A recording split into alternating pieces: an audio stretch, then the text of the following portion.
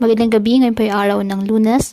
Magandang gabi, ngayon po ay araw ng Martes, October 3, 2023. Update po muli sa lagay ng panahon. Napanatili ng bagyong Jenny ang lakas nito habang kumikilos pa north-northwest sa may Philippine Sea ayon sa Pag-asa. Huling namataan ng sentro sa layong 325 kilometers east-northeast ng Itbayat, Batanes. Ayon sa latest forecast track ng Pag-asa, tutumbukin ng bagyong Jenny at posibleng maglandfall ito sa southern portion ng Taiwan bago tuluyan lumabas ng PAR sa araw ng Huwebes. Inaasahan pa rin ang pag-ulan sa western portion ng Central Luzon, Southern Luzon at Visayas sa mga susunod na araw dahil sa hanging habagat na hinahatak po at pinalakas ng bagyo.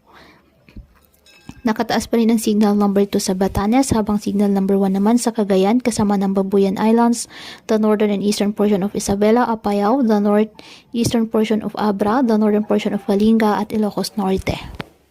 Kaya pinapayuhan ng ating mga kababayan na maging maingat po sa mga posibilidad ng pagbaha at pagguho ng lupa, lalo na po kapag may malalakas na ulan, at ugaliin na magdala palagi ng payong o kahit anong panangga sa ulan o kahit naman sa init ng araw kapag lalabas po ng ating mga tahanan.